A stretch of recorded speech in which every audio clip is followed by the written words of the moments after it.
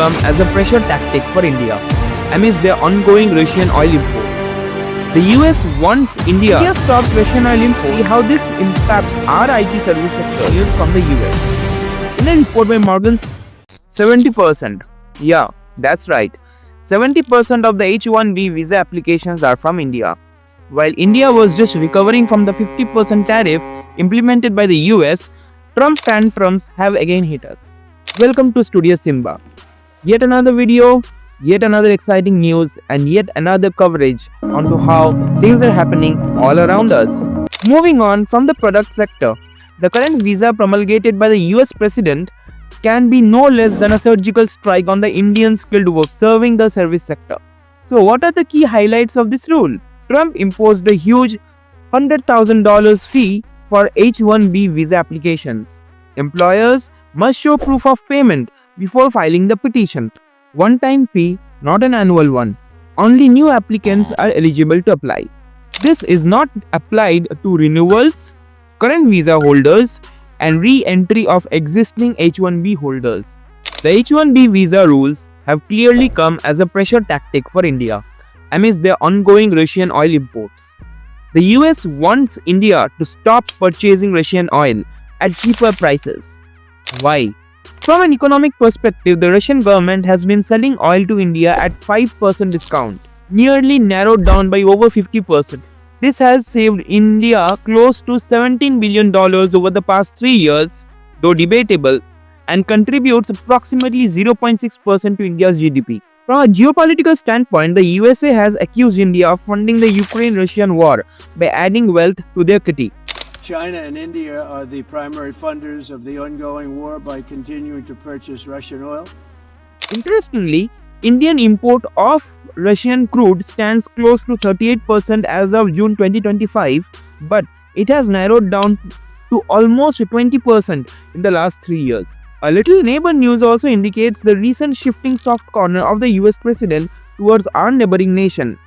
After Pakistan nominated the US president, Mr. Donald Trump, for the Nobel Peace Prize for leadership during India-Pakistan conflict. To me, it seems like a clear attempt from the US, without any diplomacy, to sideline India and dampen its future growth potential, hitting the critical growing points. Before we delve into the next section of our discussion, if you're really liking our work, please don't forget to subscribe to our channel and share our work with your friends and peers. Now, coming back, why does the USA want India to stop importing Russian crude oil?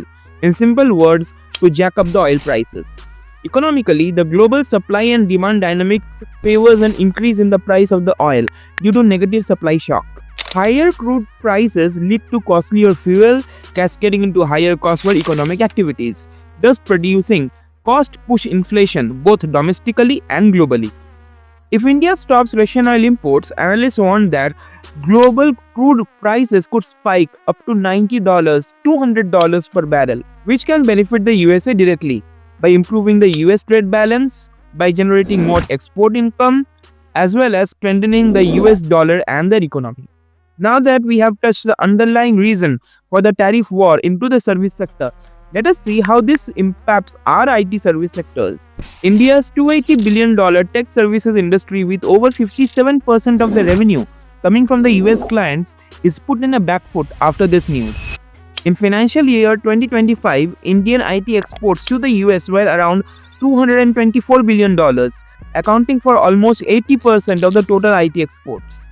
From a manpower standpoint, the IT service giants such as TCS, Wipro, and Infosys employs over 5.67 million people, contributing around 7.5% of India's GDP, which derive between 48% to 82% of their revenues from the US.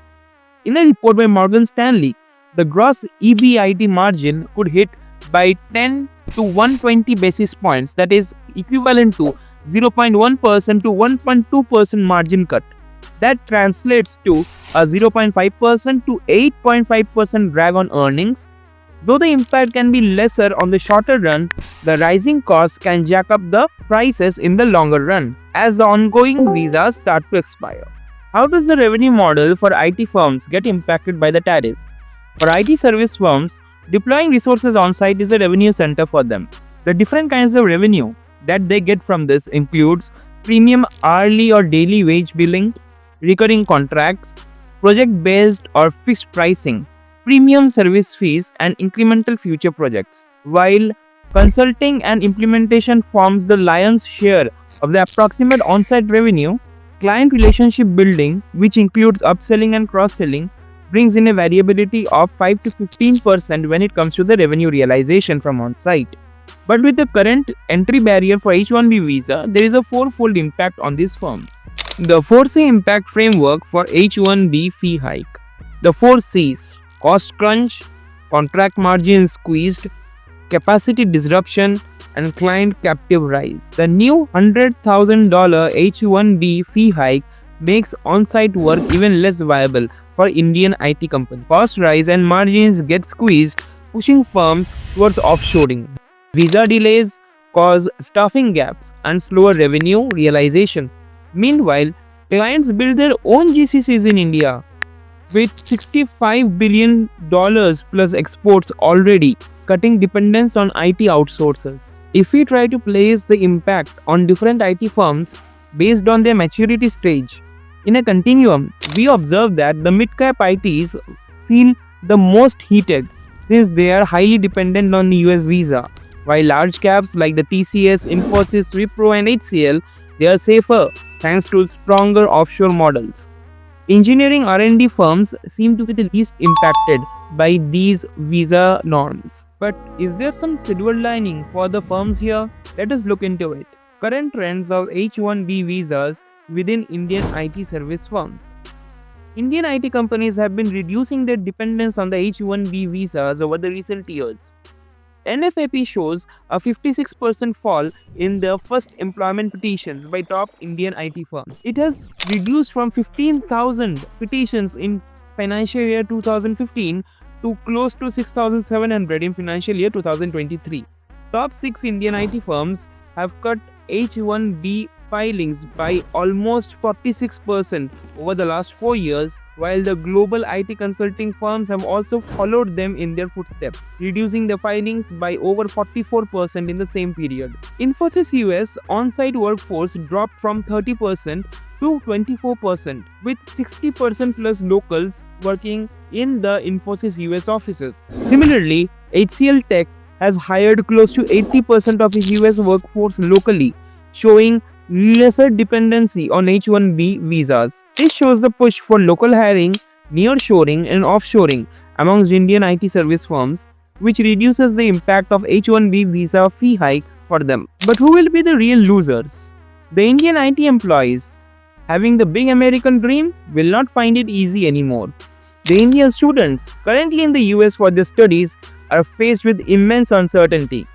The remittances that account for 28% will shrink, impacting Indian families. Indian edtech startups and coaching centers that prepare students for US education. Indian export industry, as well as the tourism and travel industry, which is highly dependent on the business travels between India and the US. On top of it, also the families and the financial institutions are at risk. The ones who have given educational loans to the students who have gone to the United States of America for their education. Now, this is not just all. The HIRE Act, HIRE, Halting International Relocation of Employment Act, proposed by the US Senator Bernie Moreno, shall also impact the Indian IT sector's export if it gets passed. It has the potential to raise the cost of US outsourcing by 25 to 60%. Adding a significant pressure on the margins and competitiveness in the Indian IT service market. The way forward. What the IT service firms do from here will be interesting to watch. Will this be the final push needed for distributed teams and remote work to pick up, or shall this mean more GCCs opening up in India? Will the companies start exploring near-shore outsourcing opportunities to countries like Mexico, or will the alternate visa options be explored like L1 visa? This is a point of pivot when it comes to the staffing and resource handling vertical within the IT service industry. A similar incident happened when the Indian government banned RMG apps overnight. If you are interested to find out how the leading RMG firms pivoted after this groundbreaking decision, don't forget to watch one of our latest videos on it. Till then, have a good day ahead and don't forget to subscribe to our channel if you're really liking our work. Bye bye.